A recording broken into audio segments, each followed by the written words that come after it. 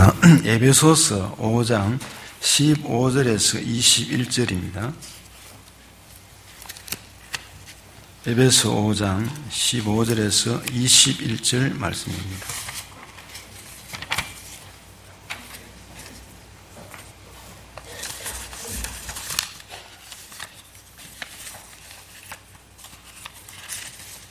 네, 찾으신 줄 알고 에베소 5장 15절에서 21절을 교독하겠습니다.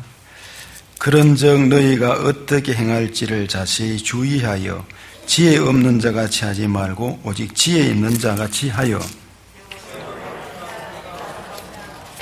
그러므로 어리석은 자가 되지 말고 오직 주의 뜻이 무엇인가 이해하라. 술 취하지 말라. 이는 방탕한 것이니 오직 성령으로 충만함을 받으라. 시와 찬송과 신령한 노래들로 서로 화답하며 너희의 마음으로 주께 노래하며 찬송하며 범사의 우리 주 예수 그리스도의 이름으로 항상 아버지 하나님께 같이요 그리스도를 경외함으로 피차 복종하라. 아멘.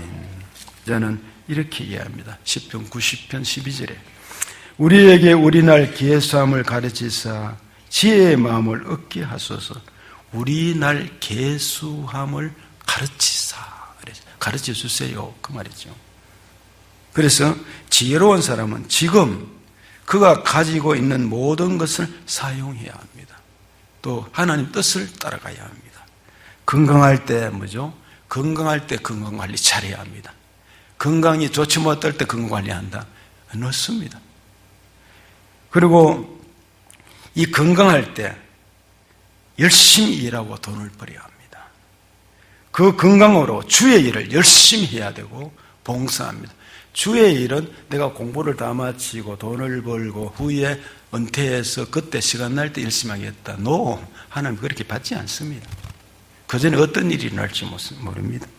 그래서 건강으로 주어져 있을 때 열심히 일을 하고 하나님 그 모든 은혜를 주실 때 그 은혜를 인해서 하나님의 나라와 교회와 복음을 위해서 헌신하고 충성하고 시간을 들이고 물질을 들이고 몸을 들이고 마음을 들이고 가는 것이 지혜다 이 말이죠. 그렇게 해야 된다는 것이 성경이 세월을 아끼는 얘기입니다.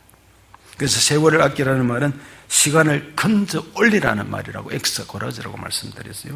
모든 기회를 살아는 삶을 살려면 이 모든 기회를 사서 내가 살아가려고 하면 주님을 본받아야 합니다.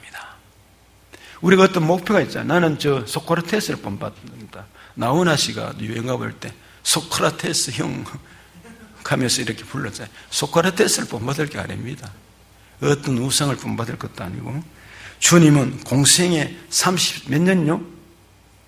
33년이었어요. 삶이 33년인데 이 33년 짧잖아요. 아직 33년 동안 결혼도 못한 친구들이 있는데 그런데 주님은 충분했어요. 더 살 필요 없을 정도로 충분했다는 것입니다. 그리고 우리가 교훈받을 일이 많습니다. 더 필요치 않았어요. 이 세상에서 하나님 뜻대로 사신 분이 꼭 한 분이 있는데 바로 예수님이십니다. 예수님을 표준으로 살아갈 때에 아름다운 삶을 살고 낭비하지 않는 삶을 살 줄로 믿습니다. 우리는 자칫하면 낭비하게 되고 시간은 지나갑니다. 그리고 후회하게 됩니다. 이랬으면 좋았었는데 그때 왜 그 일을 이런 얘기를 많이 합니다. 그래서 주님을 본받을 때 낭비하지 않고 열심히 품고 갈 수 있습니다. 세상의 어떤 목표를 아니라 어떤 무슨 유명 책자가 아니라 500만 부 이상 팔린 책이 하나 있습니다. 이 사람들이 7가지 신념을 가지고 하는 저도 책꽂이에 그 책이 있습니다. 베스트셀러입니다. 세계 젊은이. 그런데 그것 때문에 인생을 성공하는 게 아니라는 것입니다. 두 번째는 성경은 하나님의 뜻을 우리에게 알려주는 책입니다. 하나님의 뜻을 알려준다고 그랬어요. 모든 성경은 하나님의 감동으로 된 것으로 교훈과 책망과 바리감과 의로 교육하기 유익하고 길이 되고 빛이 되고 소금이 되면서 우리에게 지혜를 주시는 책 성경 말씀입니다. 그러므로 인생의 목적이 하나님의 영광을 위해서 우리가 살아간다고 고린도전서 10장 31절에 되어 있어요. 그러면 여러분, 목적 없는 사람들이 아닙니다. 그리스도인들은. 분명히 우리가 살아가는 목적이 뭐죠? 하나님의 영광을 위해서 뚜렷한 목표 앞에 탁 던져져 있어요. 먹든지 마시든지 무엇을 어떻게 해요? 주의 영광을 위해서. 어떤 사람이 아무 도시에 가서 거기서 1년을, 제가 주로 인용을 하는 내용입니다. 어떤 도시, 일본이든 미국이든 저 프랑스이든 중국이든 아프리카든 어디든지 가서 거기서 1년을 유하고 이런 일을 하고 저런 일을 하고 장사하고 돈도 벌고 사업도 하고 기타 하는, 좋다 이 말이죠. 열심히 하라는 말입니다. 가서. 그런데 야고보서 4장에 나온 말이, 너희가 도리어 말하기를 주의 뜻이면 이것도 하고 저것도 하고, 주의 뜻이면 이 나라도 가고 주의 뜻이면 저 나라도 가고 멀리도 가고, 아니면 하지 말아라는 말입니다. 사도 바울이 2차 선교여행을 계획을 했어요. 은혜를 받았습니다. 주님을 만났습니다. 사명을 받았습니다. 너는 나의 택한 그릇이라고 했어요. 2차 선교여행 1차는 돌았다가 바나바와 더불어서 좀 다툼이 있고, 2차 선교여행에서 갔을 때에, 그때에 드로아에서 기도하는데 밤에 환상이 나타났어. 건너와서 우리를 도와라 해서 사도 바울은 그 선교 여행을 저 북쪽 아시아 지역으로 갔다가 어쩌면 동쪽으로 가서 복음의 지형이 유럽이 아니고 바뀌어질 수도 있었는데 찢었어요. 과감하게 찢어버렸어요. 주님이 건너와서, 마케도니아 사람 유럽인이 건너와서 도우라 그러니까. 그리고 배를 타고 마케도니아 지역 첫 성인 빌립보에 가서 바로 복음을 전해서 빌립보에 누구죠? 루디아를 만나서 그 집이 유럽계 최초의 관문이 됐어요. 복음이 그래 전해져서 유럽의 복음화가 됐습니다. 사도 바울이 배를 타고 가는 그 배가 유럽의 복음을 깨우는 역사가 일어났다는 말이죠.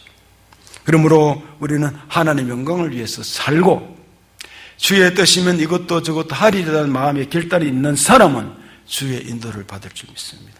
내 소신과 내 어떤 것이 아니라 주의 뜻이면이 중요합니다. 하나님이 우리를 향해 가지신 뜻은 죄 사함을 받고 구원을 받아서 변화되고, 그리고 이 복음의 소식을 전하며 정의되는 것을 원하시는 것입니다. 그리고 선한 삶을 통해서 하나님의 영광을 드러내며 영원한 생명에 이르도록, 이 땅만 사는 우리 인생이 아니라 이 땅에서 70이요 강건하면 80인데 100세 인생이라 할지라도 이 세상에 한 줌 흙이 되잖아요. 그것을 끝나면 좋은데 심판이 있고 천국이 있는데, 그 날에 영원토록 가서 이르도록 살도록 하기 위해서 그 일을 하나님께서 이 일 때문에 말씀을 전하고 인생의 뜻을 성경을 통해 알려주는 것입니다. 왜 세월을 아껴야 하는가? 이어진 말씀이 뭐죠? 악하기 때문이라 그랬습니다. 악하기 때문에.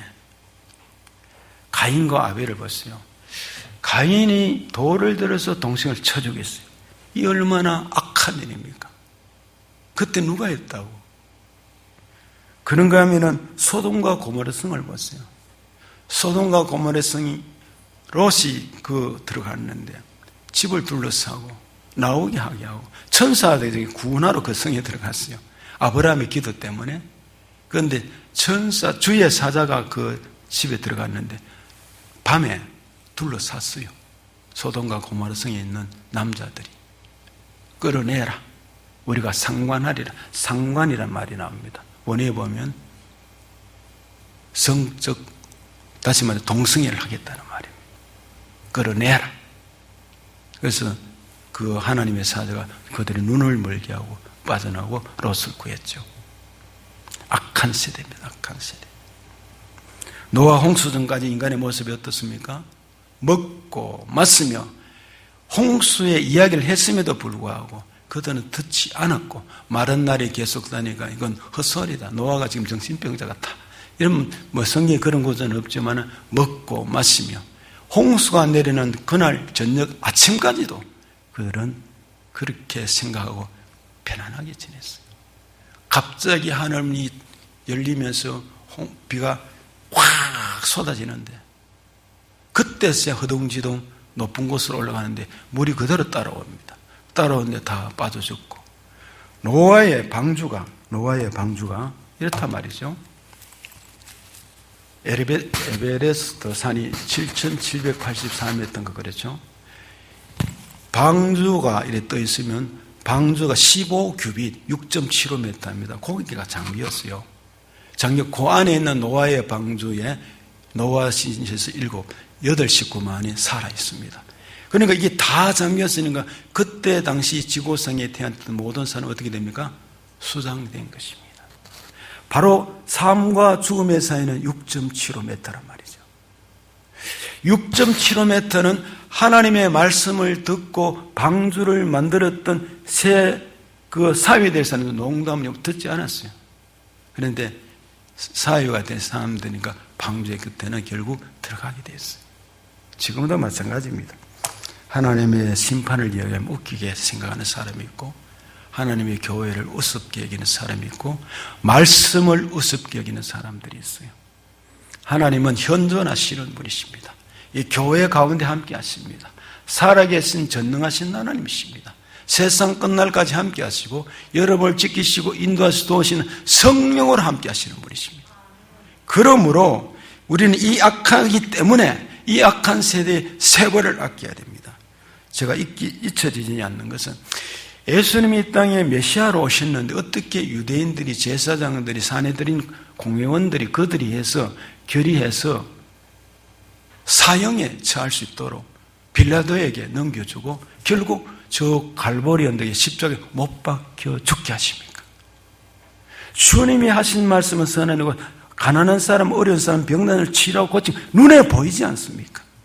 그거 무슨 군대도 있는 것도 아닌데 종교적 갈등과 자기 이익이 끊어진다는 것 때문에 그래서 예수님을 그리고 말씀을 바른 말씀을 전하기 때문에 시기와 질투로 예수님을 십자가에 못 박았습니다. 잊혀지지 않는 것은 뭐냐면 이슬람 세력들이 그 어느 날 TV에서 봤어요. 전에도 이야기 한번 한 적이 있지만 어느 지역 부락인데 거기 예수 믿는 사람들이 있는데 이 예수 믿는 사람들을 다 불러내가지고 설기더미에서 집어넣었어요. 시민들이. 그리고는 총칼을 들고 있는 거기 불을 질렀습니다. 사람들은 예수 믿는 사람 어떻게 되겠어요? 막 고함을 치며 그런데 지도자인지 그가 대표되는 사람인지 몰라도 그 불타는 속에서 몸이 불타와 좌우로 몸을 흔들고 있어요. 그 모습 생생합니다. 아마도 그는 너무 뜨거워서 막 좌우를 흔드는지 모르지만 기도하는 모습 같기도 하고 그래서 불타 죽었어요. 이슬람 세력들이 그렇게 악합니다. 종교를 마음에 알라를 섬기면서도 그런가 하면은 이런 일이 있었어요. 그 똑같은 것이 긴 줄을 달아놓고 그 사람의 손과 발을 묶어가 또 돼지를 묶어 새끼를 그 달아놓고 꾸이하듯이 다 다른 사람들, 예수 믿는 사람들 그러고 밑에 불을 지폈어요. 지핀 덩어리부터 타죠. 온전 신이. 그렇게 사람을 죽이는 악한 시대다 말이죠. 지금은 덜할까요? 말로 사람을 죽이기도 하고 실질적으로도 여러분 작년 25년도 12월 달입니까? 호주에서 일어났던 무차별적 총기 난사 사건으로 호주 역사상 가장 극악한 총기 난사 사고였다고 그렇게 뉴스가 떴습니다. 그러므로 우리는 많은 세월을 낭비했기 때문에 또 세월이 빠르기 때문에 우리는 하나님 앞에 잘 감당해야 합니다. 낭비하지 않도록 해야 합니다. 저희 교회에 우리 박동명 집사님하고 김영하 권사님이 작년 말에 이 목회자가 좀 건강해야 되겠다고 금년 1년치 그 운동하는 걸 끊어줬어요. 얼마나 감사합니까? 그런데 그게 마음을 먹고 내가 이 참 집사님, 권사님이 끊어줬으니까 돈이 아까워서 열심히 해야 되겠다고 확 준비하고 했는데 며칠 못 했어요. 그래서 얼굴을 못 들겠어요. 그런데 또 마음은 계속 묻고 있습니다. 내가 봄이 지금부터라도 내일부터라도 열심히 해야 되겠다. 이런 마음을 가지고 있는데 그게 마음대로 잘 안 돼요. 이런 얘기가 있습니다. 세월만 낭비한 사람의 이야기인데 운동은 내일부터, 성경 읽기도 내일부터, 기도도 내일부터, 이런 생각이고 다음 주부터 이런 사람이 있었어요. 그리고 그러다가 계속 어느 날 그 남자가 큰 결심을 했다고 합니다. 결심을 했는데 그래, 오늘은 진짜 인생을 바꿔보자. 그래서 책상에 앉아서 계획표를 짰습니다. 그 계획표를 짜고 진짜 인생을 바꾼다고 그 책상 앞에 종이에 이렇게 썼습니다. 새 인생 계획표. 그리고 그 아래 첫 줄에 이렇게 썼습니다. 내일부터 시작한다. 잠시 생각하더만 둘째 줄 이렇게 썼습니다. 모레부터는 더 열심히 한다.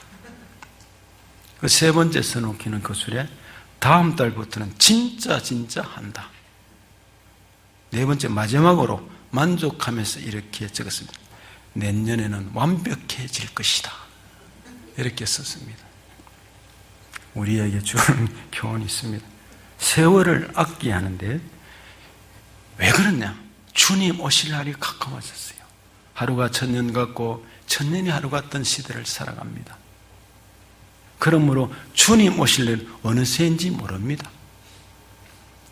우스운 소리로 비 오는 날, 추운 날 밤에 주님이 오신다 하는 말이 있듯이 예배드리도 못하고, 그러므로 에베소서 5장 15절은 그런즉 너희가 어떻게 행할지를 자세히 주의하여 지혜 없는 자 같이 하지 말고 오직 지혜 있는 자 같이 하여 세월을 아끼라, 이렇게 말씀하셨습니다.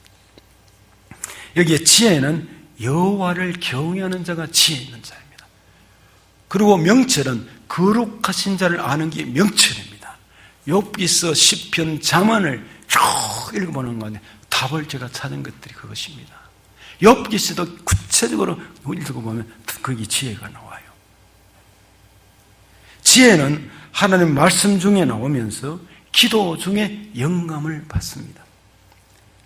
그러므로 풀어 이야기하면 이런 뜻입니다.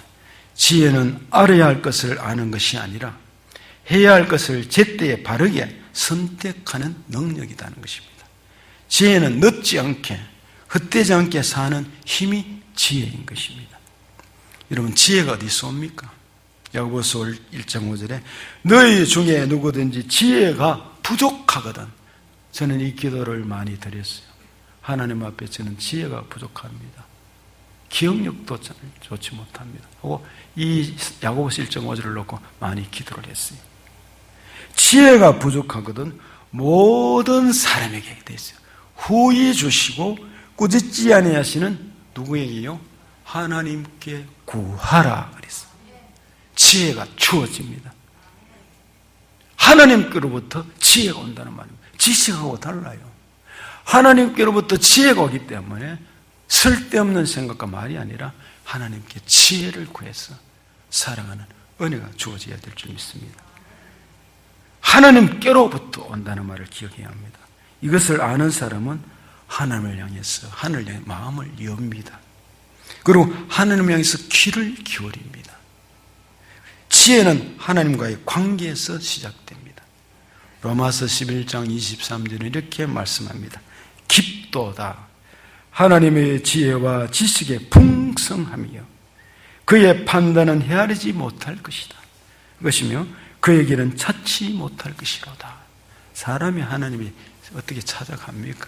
하나님 주셔야 되고 은혜 베푸시고 영감을 주셔야 되는 것이죠. 그리고 17절에 어리석은 자가 되지 말고 주의 뜻이 무엇인지 이해하라고 말씀했습니다. 어리석은 자가 되지 말고 이해하라. 이 말의 헬라 말은 아포로테스라는 말인데, 이 아포로네스라는 말인데 후에 우매하고 그 바보스러운 것을 말합니다.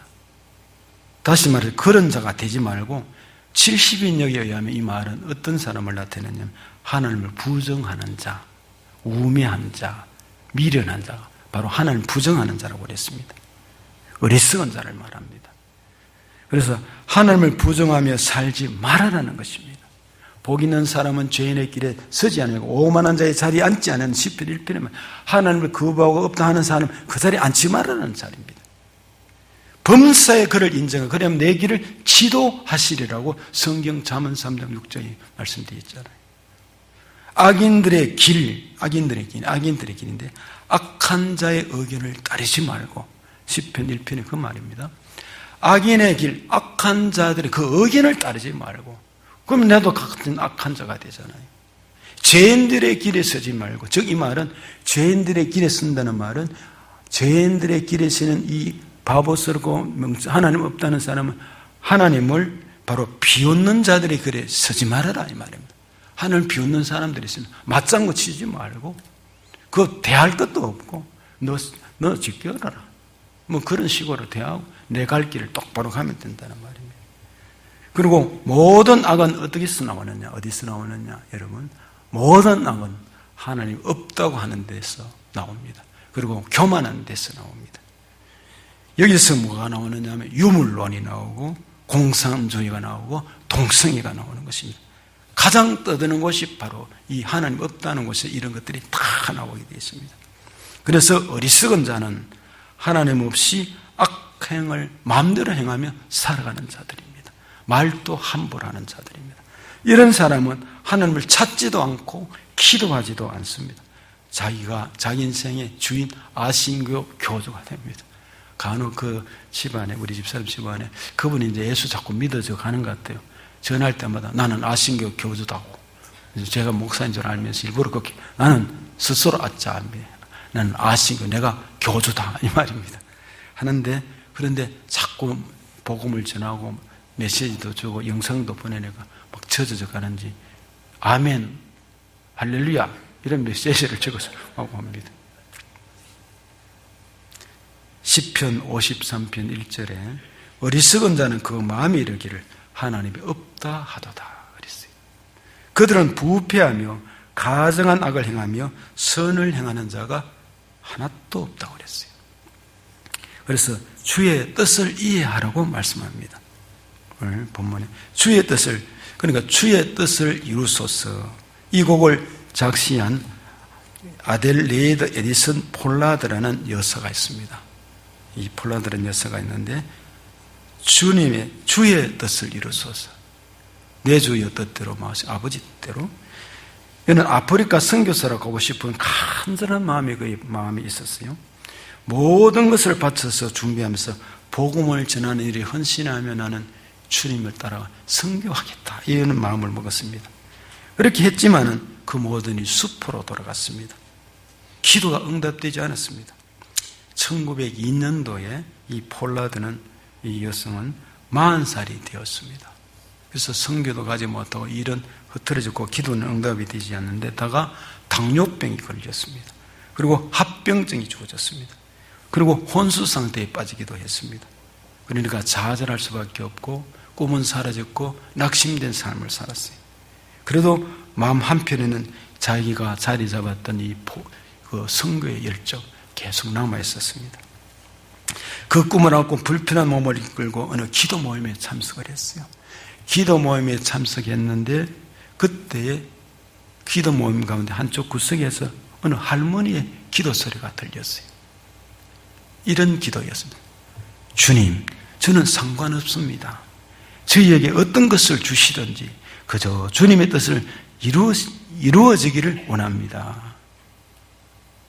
주님의 뜻이 이루어지기를 원합니다. 그런데 그 고요한 가운데 들려지는 할머니의 기도가 자기가 기도하러 갔는 이 폴라드 여사의 마음에 그 기도를 듣고 그는 물질을 위해서 기도하는 것도 아니고 행복을 위해서 기도하는 것도 아니고 주님의 뜻만을 구하고 있었어요. 그 순간 자신 마음에 가득했던 무응답에 대한 불평과 불만과 마음의 상처가 사라졌습니다. 저 할머니가 저 건강하고 행복하고 평안하고 이런 것을 구하는 게 아니라 주님의 뜻이 이루어지길 원한다. 아멘하고 자기도 평안해졌습니다. 그래서 그가 지었던 것이 주님의 뜻을 이루소서. Have thine own way. 주님의 뜻을 이루소서랍니다. 그 18장 3절에서 4절에 보면은, 에레미야 18장 3절 4절에 보면 Have thine one way, Lord라 말합니다. 주여 당신의 길을 택하시옵소서. Have thine own way, one way. 주께서 가시고자 하는 길을 택하시옵소서. Thou art the potter, I am the clay라는 말이. 이 thou는 구어인데, 주님은 토기장이시고 저는 진흙입니다. 그 얘기입니다. 예레미야서에 Mold me and make me after thy will 이란 말입니다. 주님의 뜻을 따라 저를 빚어 만드소서. 영어로 그렇게 나옵니다. While I am waiting, yield and still 이라고 나옵니다. 저는 순종하며 조용히 기다리겠습니다. 은혜 받은 자의 기도죠. 조용히 기다리. 에레미야는 누굽니까? 눈물의 선지자입니다.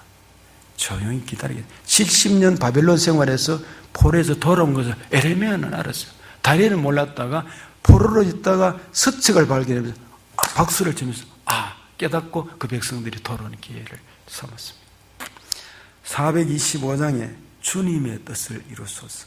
고요한 중에 기다리니 진흙과 같은 날 빚어서. 이 찬송 한번 1절을 같이 한번 불러보겠습니다. 425장입니다.